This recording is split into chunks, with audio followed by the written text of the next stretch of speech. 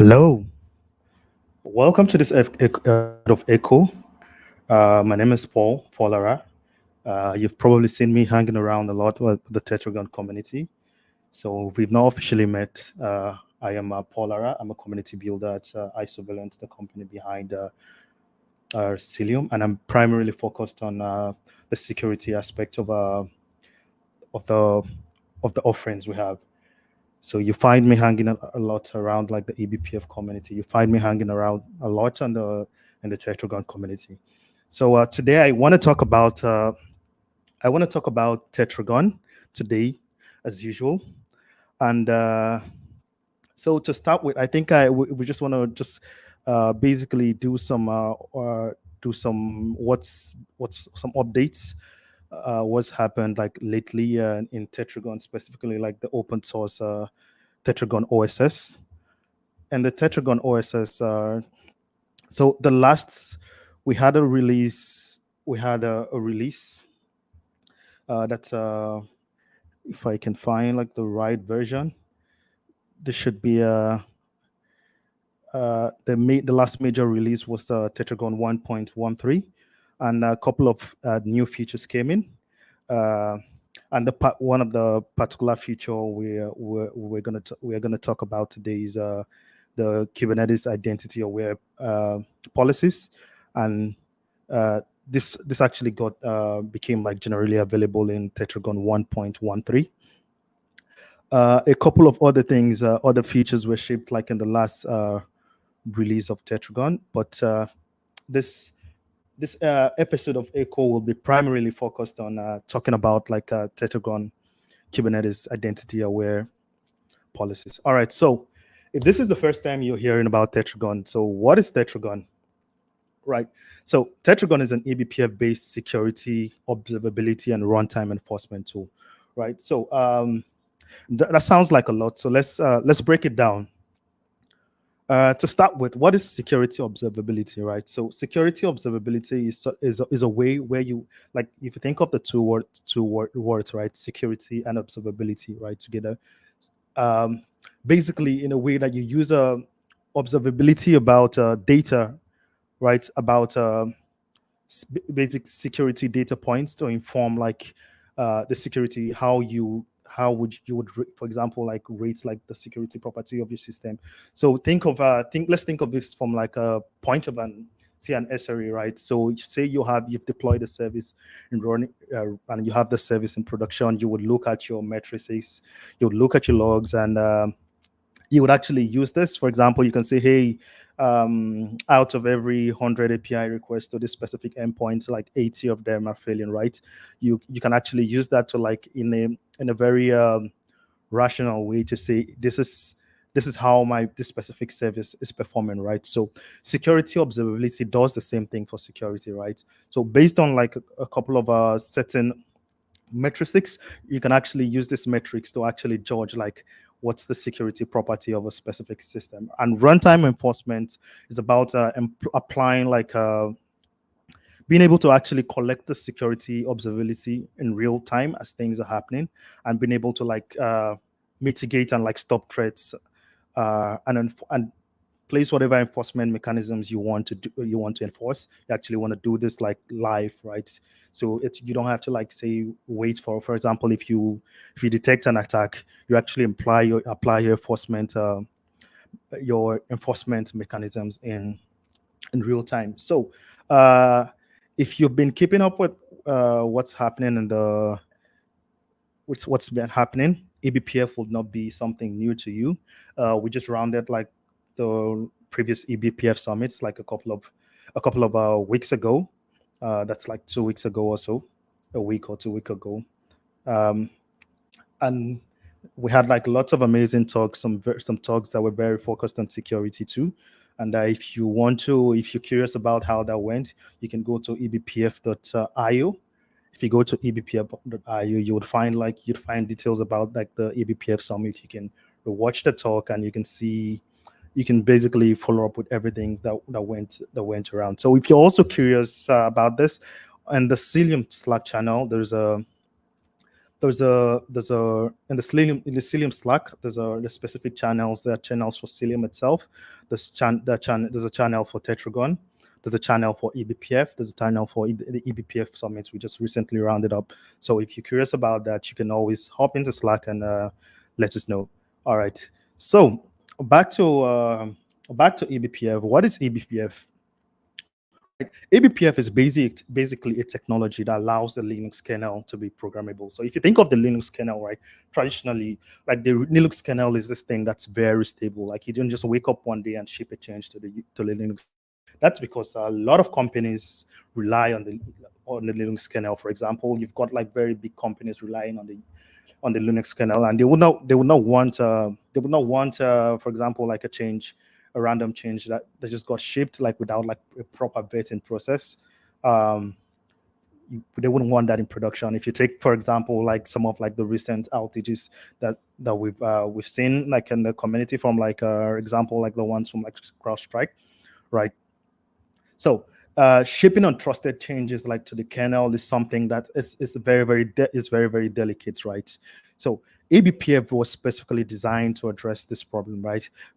It's a way for us to like ship changes to the kernel in a very dynamic way, right? And in a safe and secure way, right? That way we can program like custom features into the kernel in a safe and a secure way, right? So why is this very very important? This has opened up like a whole new realm of opportunities that previously were not possible, right? And one of the good things that eBPF does is eBPF does like things that you would typically do with like on the traditional user space in stack. eBPF does this inside the kernel, and this comes with like a very high performance comes with like a very low performance overhead, right? So you can do things like way quicker with a less performance hit, right? And we've seen like this use case being applied in a very, very different use cases like networking, observability, and security. And that's sort of where Tetragon is originating from. So I'm just gonna answer a question here. Is there any limitations with VM ports, Kubernetes, or does it equally work for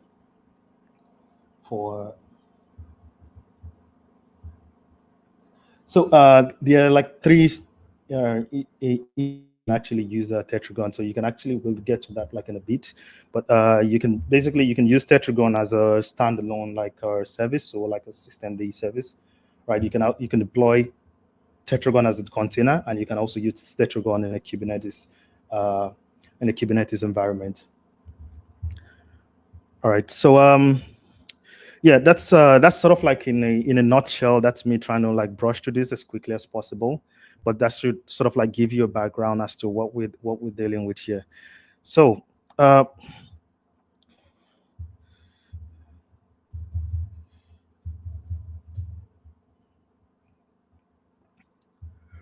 so if you want to see the Tetragon, I'm just gonna add this to the stage.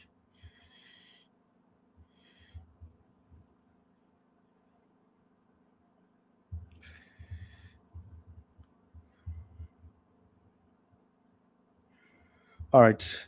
So you can find the Tetragon website on tetragon.io, and pretty much contains everything you need to know about Tetragon. We also have a monthly community call where we discuss like ongoing developments in Tetragon. We can talk about CFPs, we talk about like pull requests, we talk about any other thing that needs attention in the community. And if, for example, if you have a talk about Tetragon and you want to like go through your talk with the community call is one place that happens. So the community call happens once in a month, so you can join us for like the next community call.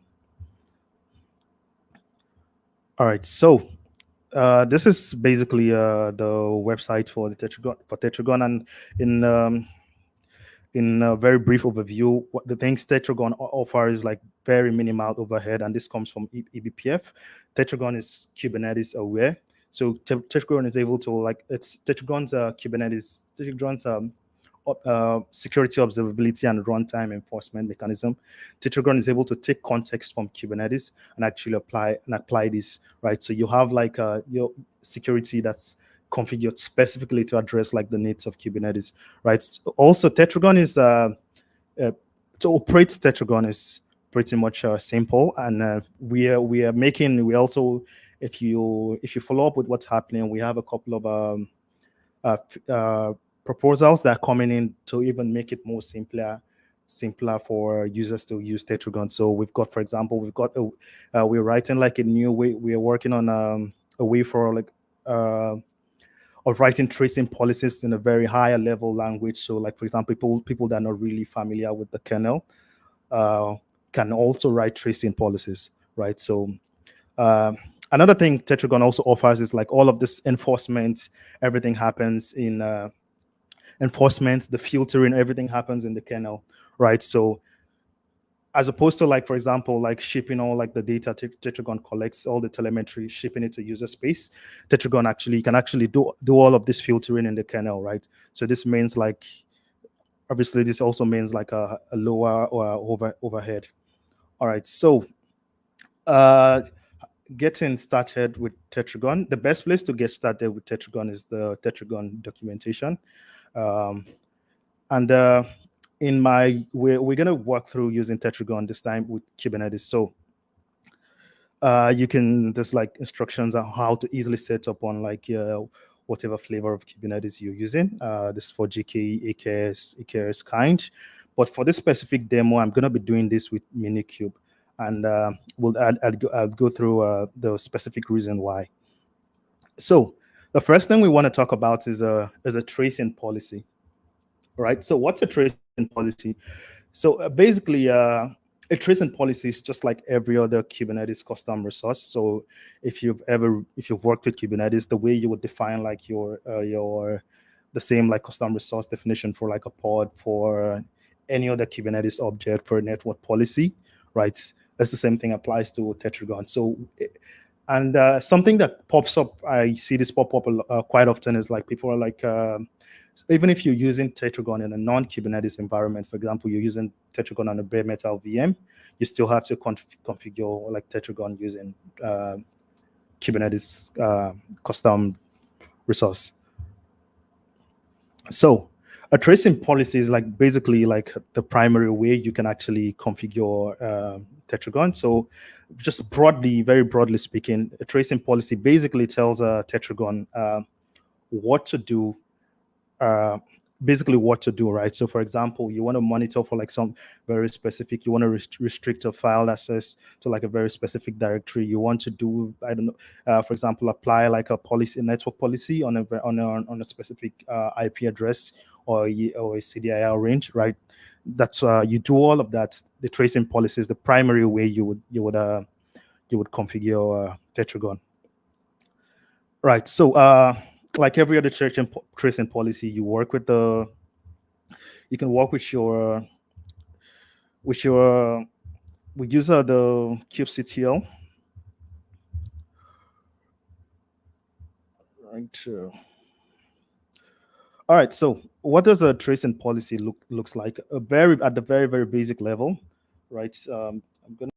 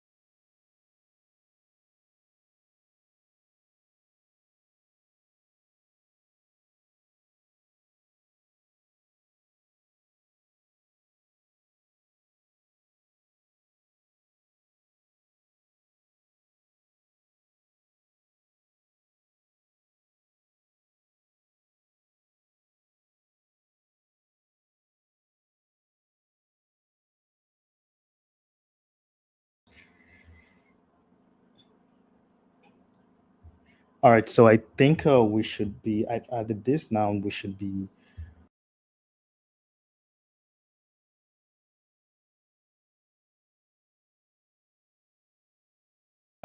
Guess you missed out. You missed out on that.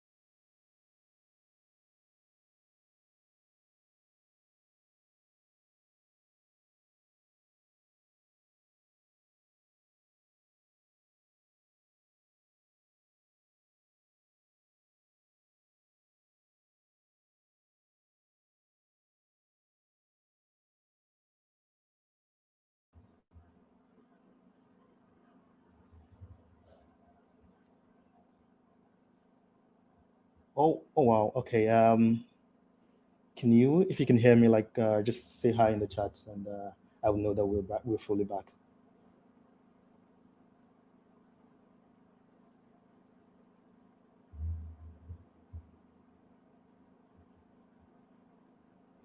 All right, thank you. I think I figured out like what the issue is.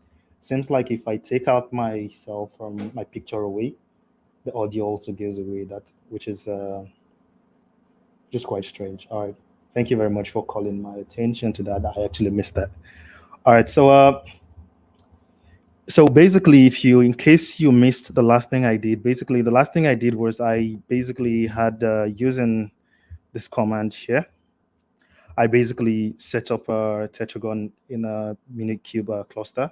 So if you've not heard of Minikube before, Minikube is basically allows you easily spin up a local Kubernetes cluster, and you can basically choose like the driver. For example, you could use if I remember correctly, you can do this with like you can have Docker as your driver, you can have container as your driver, you can have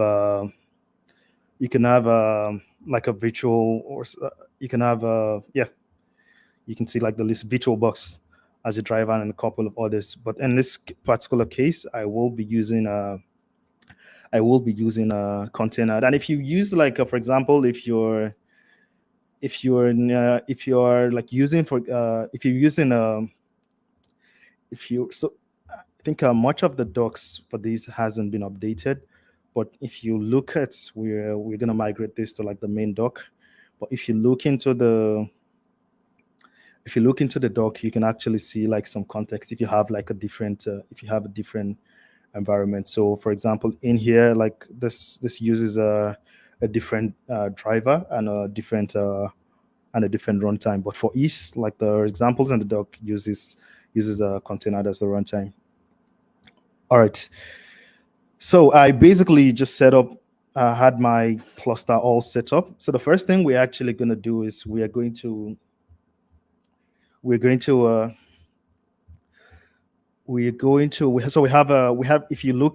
you list the pods in the kube system namespace, you can actually see like the Tetragon. You can see the Tetragon agents running here. You can also see like the Tetragon operator, right? So you can see like the status of these two pods. We have them running, right? So if you just for convenience sake, I'm gonna just take out like the names of these ports of these two ports and just put them in a variable, just to make it easy for me to work with, so I don't have to remember like the names of this. So this basically takes queries like the names of the name of the Tetragon pod, and like just puts this in a variable. So if I echo this, it's basically the same. If I echo this, it's basically the same.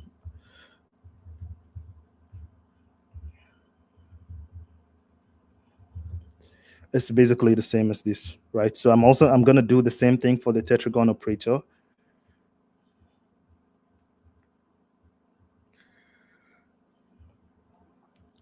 going to do the same thing for the Tetragon operator, and we have this stored in a variable. All right. So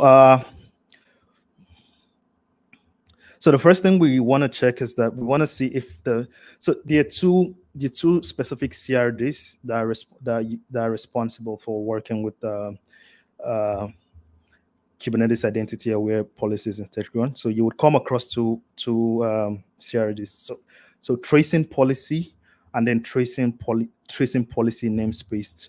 So this specific CRD is the CRD that's responsible for applying policies for like a specific name to like a specific namespace, right? So if you want to apply like policy to a specific namespace in Kubernetes, you'd have to use like this CRD. So it's pretty much similar to the tracing policy CRD. The only difference is in the definition.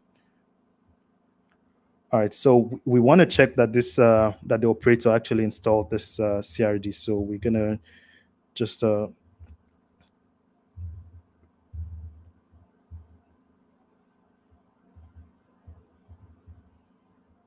gonna check this. All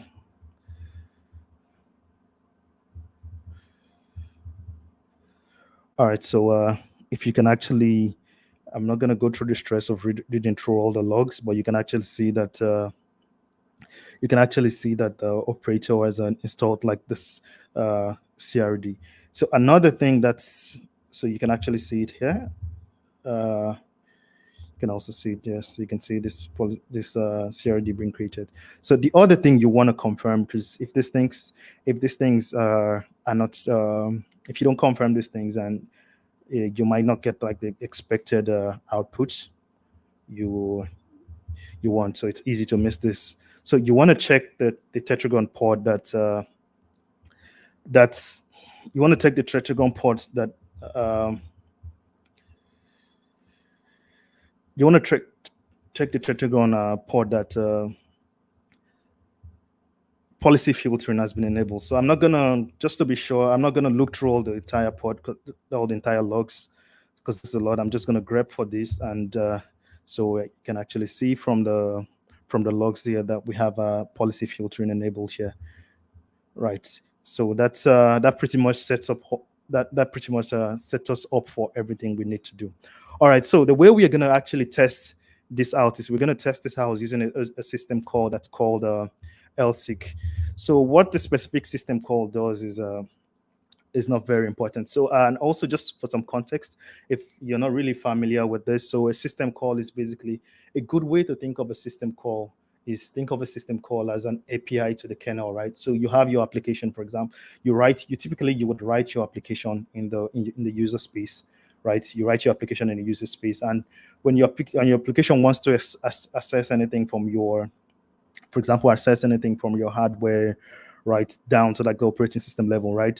Your application will have to like to that bridge to the kernel, right? Just your application will make a request, it would make a system call, and the system call actually is actually what then goes and make like this retrieval for you. So if that I did a terrible job at explaining that, but yeah, basically a way for a program to request a service from an operating system. So if you pretty much if you do, like, for example, if I do run S-Trace now, I don't think I have S-Trace installed, but basically you can actually see like your applications will, for example, if you make a network request, your application would have to like reach out,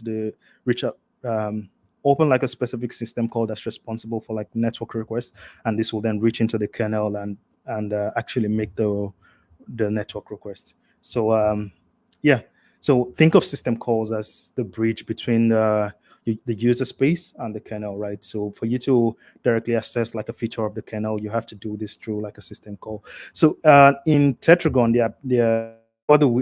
so you can take a pretty much advantage of system calls. You can also take advantage of kernel functions to implement like certain features. So that's sort of like not, I would not want to delve like into deeply into that and what the specific system call does.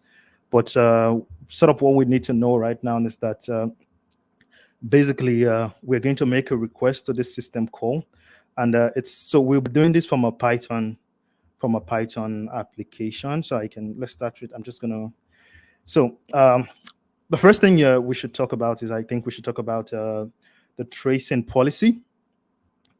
So you can see this tracing policy here. This is, if you look at the kind here, the kind field in the tracing policy, this is quite different from how like other Tetragon tracing policies look like, because this is specific to a specific namespace. So you want to apply this policy to a very specific namespace. So I'm going to apply this. I'm just going to start with, if you want to follow along, you can look through the docs. I'm going to apply this policy to a namespace. Just going to clear this so we have a clear. So I'm good. So this policy is applied to the default namespace. So if I can actually do a care-get tracing policy namespace. So we've seen this tracing policy here, and it's applied in the default namespace. All right. So now we actually want to see what does this tracing policy does. Let's look through this. It basically says we are basically looking at this system called syslsig, right? And the specific argument in this that's passed to this system call we're interested in is the first argument. So this follows like, if you're writing, this follows like the zero index principle, principle, right? So if you're the first argument would be like the zero index, right? Just like pretty much most languages do, right? So the specific one we're interested in is we're interested in the we're interested in the first argument to the system call, and we're saying, hey, if the first argument to this system call equals to -1, right? We want you to kill like the process, right? So let's go through this again. We have we this tracing policy is basically saying, hey, watch out for this system called syslseek, right? And I'm interested in the first argument to this, and if the first argument equals to -1, the action I want you to perform is kill this, right? Kill that process. So this is pretty much what this system call does, right? So for us to demonstrate and see like that this system call actually works, and this is applied to a specific namespace, if you remember. So for us to demonstrate that this actually works, so I'm going to have this. I'm going to just start up a simple Python interpreter inside the pod, right? So this runs in the default namespace. So basically, what this does is we basically run. This is gonna take a while to like pull the age, I think. But this runs in the default namespace, right? We have we're gonna open like an interactive shell, a Python interactive shell. All right. So let's see if this will get ports. Okay, the container is still creating. That's gonna take a minute to pull the images and start up the container. So basically, what we want to demonstrate is if we make the system call with the specific argument within that specific namespace, right? The enforcement action we specified that's kill this process is going to be applied. But if we make the same system call outside that specific namespace, we would the tracing policy would not be applied. So that's basically what we want to demonstrate. That's the end goal of what we want to demonstrate with this. So let's see if this is done pulling.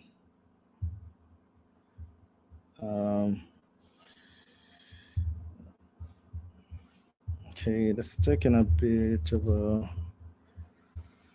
Okay, it's taking a bit of a while to.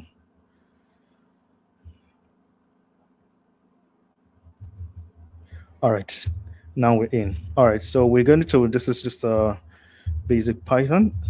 So we're going to os.l seek. So this is basically just a way of us. This is like a Python. This is like the Python OS library, and we're basically calling this function that in turns like make this specific system call, right?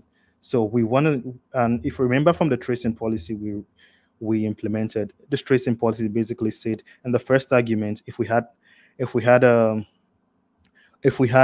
value of -1 as the first argument to this tracing policy, kill this policy. So we can actually test this out and see kill the process, right? So if you see what happened, we had like the pod was terminated. That means like this process was killed, right? That's Tetragon in action, like enforcing that tracing policy. And a way to test if this actually works is we can just say let's do something quite different. Let's create a namespace. So okay, I just have an alias for kubectl.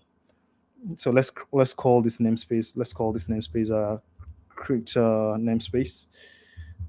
Let's call this namespace test, and let's run this same argument right now, but in another namespace.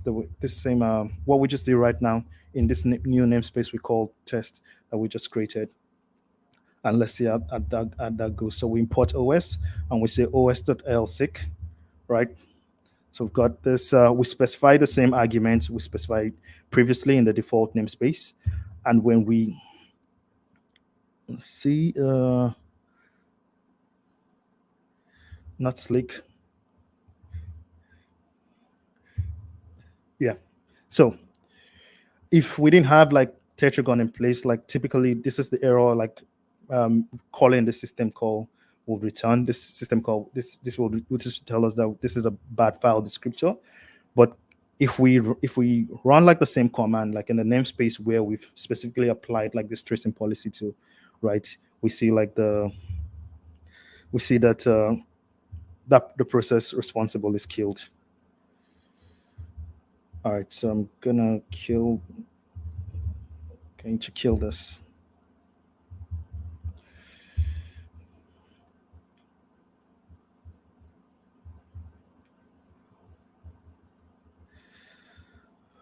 All right, so that's we've basically seen how you can apply tracing policy to a to a specific namespace and have like Tetragon's security observability and runtime enforcement mechanism applied to that specific namespace, Kubernetes namespace. So let's delete the tracing policy we had, the previous tracing policy we had. Let's call get tracing. Just gonna okay. All right, so we're just gonna delete this tracing policy.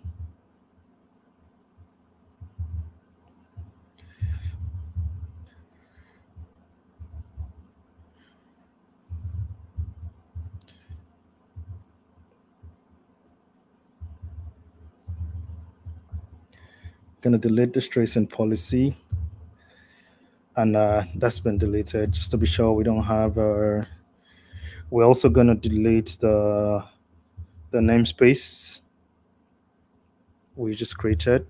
I'm gonna call delete that.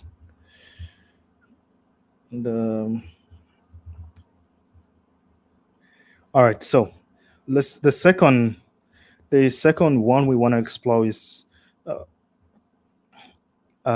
applying like a trace and applying like a policies to specific ports. So typically, like the way you would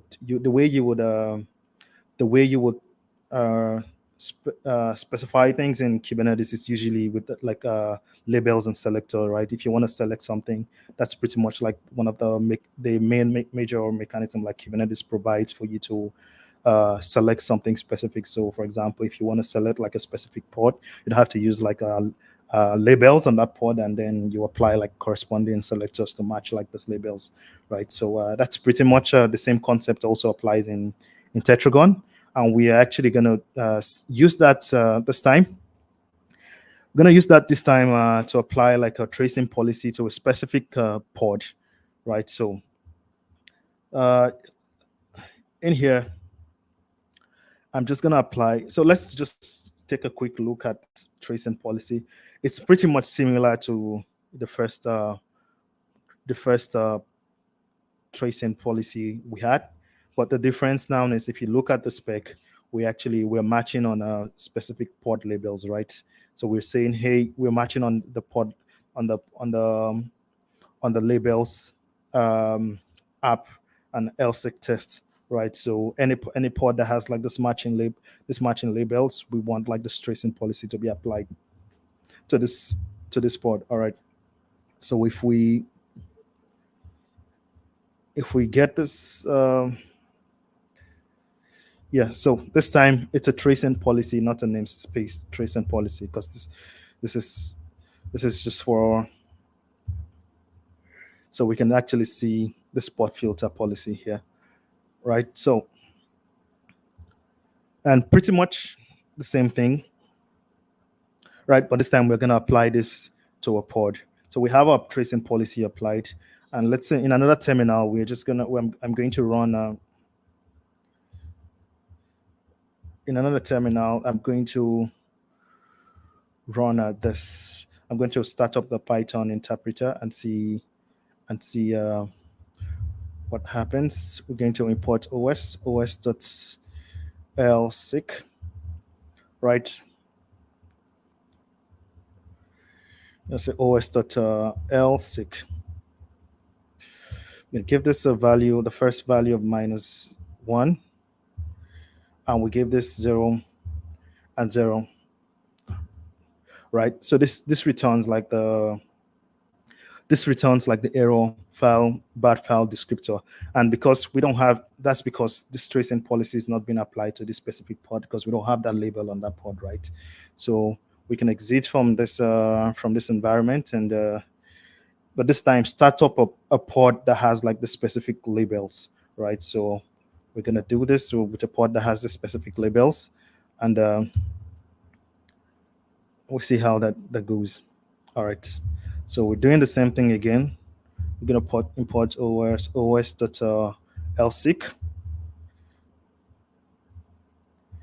and 0 0.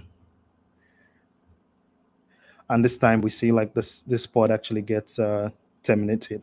So we can actually see that this tracing policy is being applied to this specific pod with matching labels. So this comes in very, very handy if you have like a specific pod like in your, or specific group of pods in your cluster that have like specific requirements from a security perspective, where you would want to apply like a different set of tracing policy to them, but maybe not to the entire cluster. So this comes in very, very handy, right? So that for example, if you have a typical 3-tier application, you could write a tracing policy that prevents like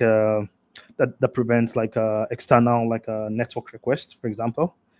So that's like one use case where this works. You could apply this, so you know that, hey, if I have my database ports, and my database ports should probably not be making like external network requests, so I should probably be doing something. And we've seen like some people in the community extend Tetragon like to fit like their specific use cases. So you can also build like if you're familiar with how this works, you can also build like extra some capabilities on top of this. So that's it for seeing how this works for containers, for specifically filtering by ports. So let's see how this works in when you want to filter by container name. So this will typically, you specify like the container name, and so I'm just gonna delete like the existing existing policy we have. So okay, get trace and policy. I'm gonna delete this trace and policy.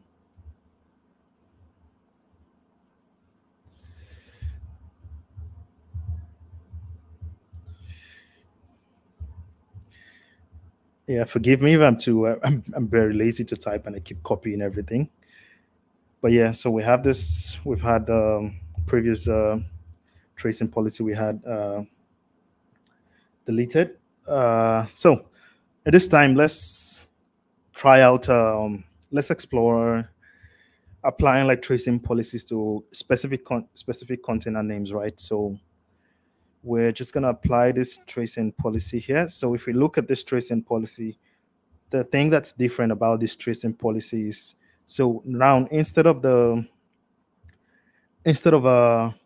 having like port selectors, or like in the previous cases where we have like like the major difference between this and the other tracing policies we've encountered so far is, now we have another field called the container selector, where we can actually select a specific container or group of containers, right, with matching names.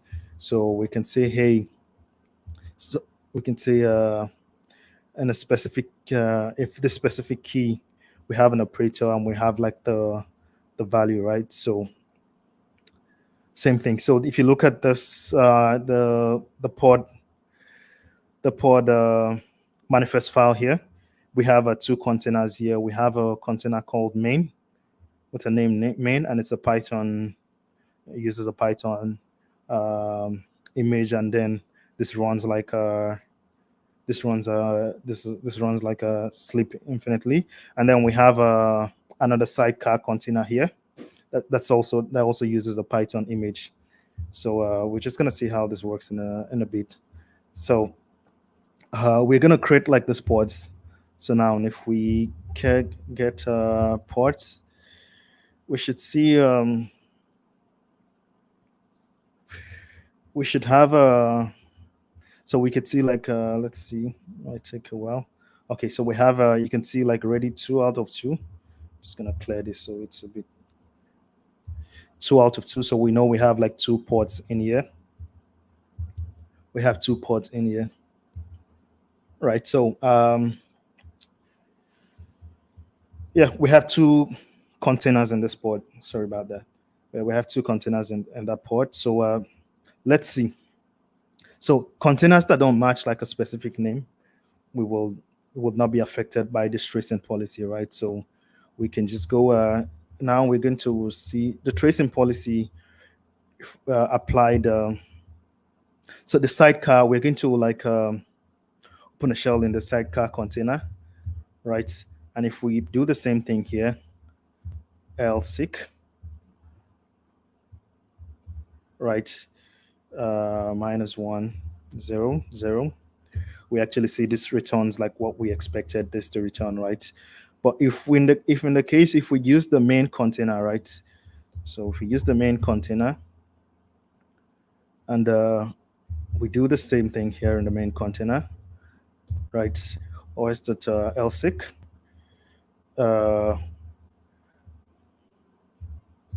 we go on this, and this kills we see like this container is terminated. So that's pretty much in a nutshell what's how you would leverage Tetragon to apply policies for specific Kubernetes constructs. So in summary, we've explored how you can apply a policy to a specific namespace, how you can apply a policy to a specific pod like with matching labels. So for example, you want to apply to like a group of pods. So if you have a cluster, for example, you want to apply to, I don't know, for example, like you want to apply a policy, for example, that applies only specifically to your database pods. You can put like a matching, you can put like the right labels and the correct like matching labels for this, right? And you can also apply if you want to apply, for example, if you have a multi-container pod where you have multiple containers in one pod. If you have a main container, you have a sidecar container, for example. You can apply this tracing policy to a specific container in the pod. So yes, and one other thing I wanna touch on is I personally ran into this when I tried to replicate this example from the documentation. You have to, for this particular example here with Minikube, you actually have to have to run like this installation script here. You actually need to clone like the Tetragon repository and actually do this in the base directory of the Tetragon repo, right? So yeah, and if you've got like questions, anything you're curious about, you can always ask them, and you can also the Tetragon channel in the Cilium Slack is also like a good place if you have any questions related to Tetragon. We have all the maintainers and people people actively involved in the Tetragon community are there, and they can help you basically answer any related questions you have. All right, so yep, and we will be wrapping this up today. Hopefully, when we get some time next time, we can talk about like some other related concepts to this. But I hope everyone got the opportunity to learn something new, and we look forward to seeing you hang around with the Tetragon community more. Right, and just to keep a reminder, we also have the monthly community call, where if you have any questions, anything related to Tetragon, you need help reviewing your conference, you're writing a blog post, anything related to Tetragon, and you need someone to have a look at it, or you need a review from the community, you can always share it over in the community. We're very welcoming, and we're excited to see you in the Tetragon community. So thank you for coming to this episode of eCHO live stream, and we will call it a day. Thank you.